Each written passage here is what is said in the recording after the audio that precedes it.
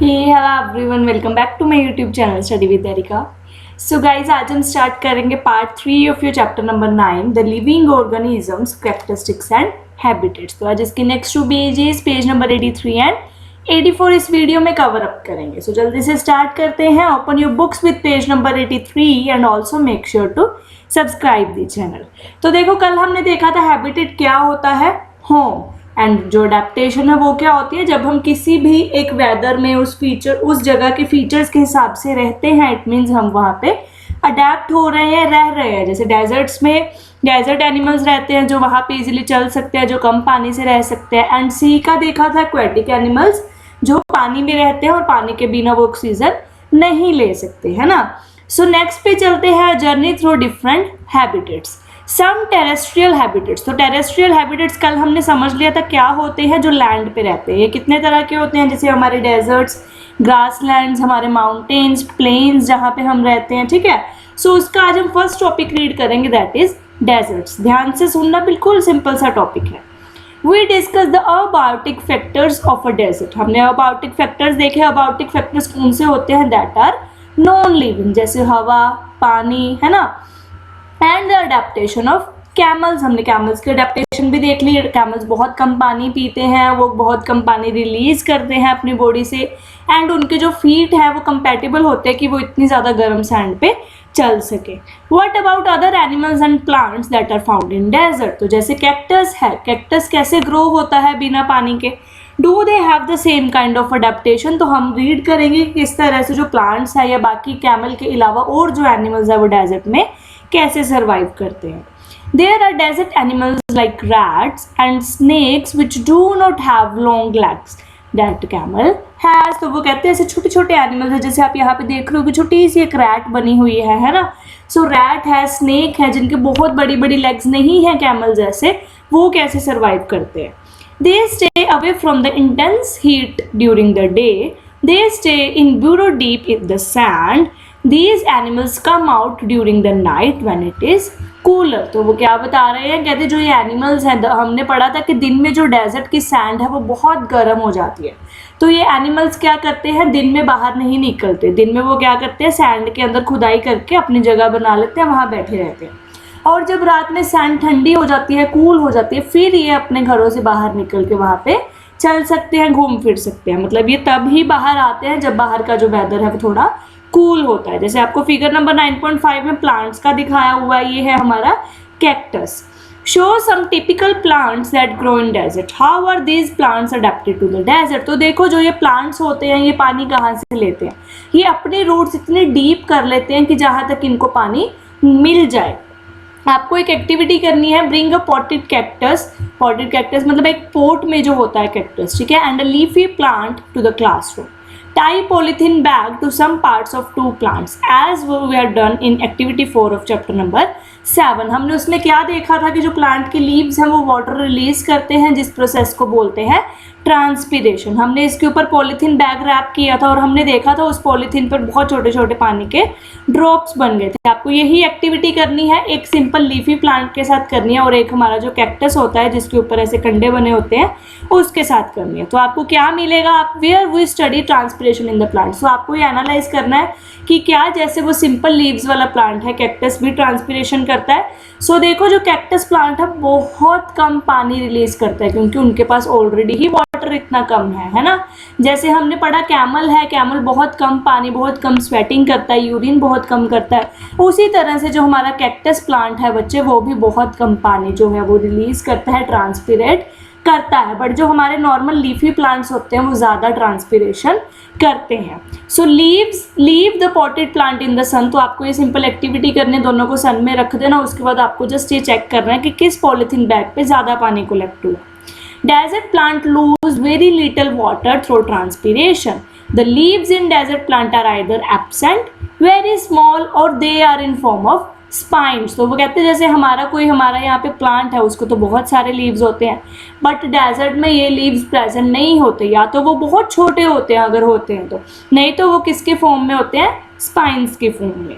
This helps in reducing loss of water from the leaves through transpiration. Leaves कम है, leaves बहुत छोटे छोटे हैं, जिसकी वजह से जो ट्रांसपीरेशन प्रोसेस है वो पानी कम इवेपोरेट करता है. The leaf life structure you see in the cactus is in fact its stem. Photosynthesis in these plants is usually carried out by the stem.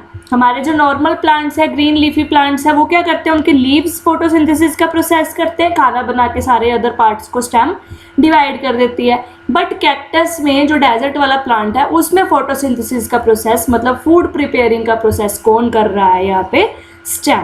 The stem is also covered with a thicky waxy layer, बहुत waxy सी layer होती है which helps to retain water in the tissue of cacti.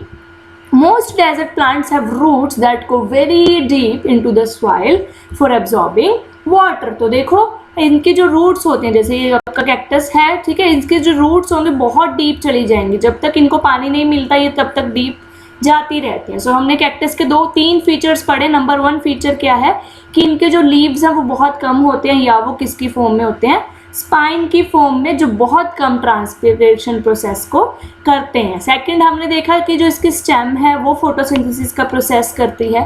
And third हमने इसमें सीखा कि जो इसकी स्टेम है वो बहुत वैक्सी होती है. वैक्सी किसके लिए, ताकि वो पानी को रिटेन करके रखे. एंड फोर्थ वन इज इसकी जो रूट्स हैं वो बहुत डीप होती हैं. ठीक है, सो ऐसा दिखता है आपका कैक्टस प्लांट. लीफ वैक्सी है तो बहुत कम पानी होगा. Its leaves have the adaptation to reduce transpiration of windy condition. ठीक है, सो वो सब दिया हुआ, और इसके जो रूट्स हैं वो बहुत डीप चली जाती हैं in search of water. Let's come to next page. Next page पे है आपका माउंटेन रीजन्स. अब हम माउंटेन्स के बारे में पढ़ते हैं. हमने डेजर्ट एरिया देख लिया, अब हम कोल्ड एरिया में चलते हैं, that is our mountains. These habitats are normally very cold and windy. हवा भी बहुत चलती है इन एरियाज में. In some areas the snowfall many take place in winter. तो कहते हैं कुछ क्या होते हैं, हर साल ही पूरा टाइम में स्नोफॉल हो रही है, पर कुछ माउंटेन रीजन्स होते हैं सिर्फ विंटर में स्नो होती है. There is a large variety of plants and animals living in the mountains. Have you seen the kind of trees shown in figure 9.6. तो ऐसे ट्रीज होते हैं, इनकी खासियत क्या होती है, ये इस तरह से जो इनका टॉप होता है वो पिंड होता है इस तरह से, लाइक दिस. किस लिए होता है, सबसे पहली बात तो ये इसलिए होता है ताकि जितनी भी इनके ऊपर स्नो आएगी वो स्लाइड कर सके, है ना. तो ये होते हैं माउंटेन के ट्रीज. इनके बारे में देखते हैं. If you live in mountain region और have visited one, you may see that a large number of such trees. But have you ever notice such trees naturally growing in other regions. How are these trees adapted to conditions prevailing in their habitat. तो कहते हैं ऐसी कौन कौन सी conditions है कि ये mountain area में होती हैं. These trees are normally cone shaped. जो आप आइसक्रीम खाते हो, आप आइसक्रीम की कोन कैसी होती है आपकी, ऐसी ऊपर फिर आप अपनी आइसक्रीम रखते हो, है ना. सो ये भी कोन शेप की. अगर कोन को हम ऐसे उल्टा करके रख देंगे, कोन शेप. तो ये ट्रीज की शेप कौन सी है, underline this one, cone shaped. And have sloping branches. Sloping मतलब लाइक दिस, नीचे की तरफ. The leaves of some of these trees are needle like. needle क्या होता है, जो आपकी सुई होती है, इस तरह के leaves होते हैं इसके. This helps the rain water and snow to slide off easily. और ये क्यों बनाई जाती है, ताकि जब भी बारिश हो या स्नोफॉल हो वो easily नीचे स्लाइड कर जाए. There could be trees with shape very different from these that are also present on mountain. They may have different kind of adaptation to survive on the mountain. So ये था plants के बारे में कि needle shaped होती हैं, इनकी cone shape होती है, वो किस लिए, ताकि जितनी भी स्नो एंड वाटरफॉल है वो स्लाइड कर जाए. अब हम माउंटेन रीजन के एनिमल्स के बारे में देखते हैं कि एनिमल्स की क्या अडेप्टेशन है. Animals living in the mountain region are also adapted to the conditions. They have thick skin और fur to protect themselves from cold. बहुत मोटे मोटे फ्लफी से एनिमल होते हैं. जैसे आप यहाँ देख रहे हो, दिस इज स्नो लेपर्ड. देखो कितना मोटा है. क्यों, क्योंकि इसका जो ये फर है बहुत मोटा है, जो इसकी बॉडी को ठंड से प्रोटेक्ट करता है. This one is mountain yak, ये भी ऐसे ही है.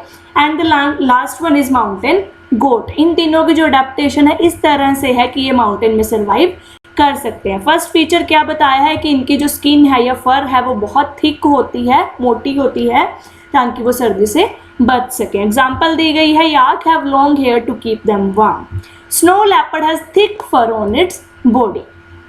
ठीक है, सो ये हमने आज क्या क्या किया, माउंटेन का कर लिया और हमने डेजर्ट एरिया का कर लिया अडेप्टेशन. तो बाकी का आपका इस चैप्टर का जितना भी पार्ट है वो हम करेंगे हमारी नेक्स्ट क्लास में. कल रहेंगे आपके next 2 pages, page number 85 and 86. आज की क्लास में कोई डाउट हुआ, you can ask in the comment section. I will see you soon in the next video. Till then take care and bye bye.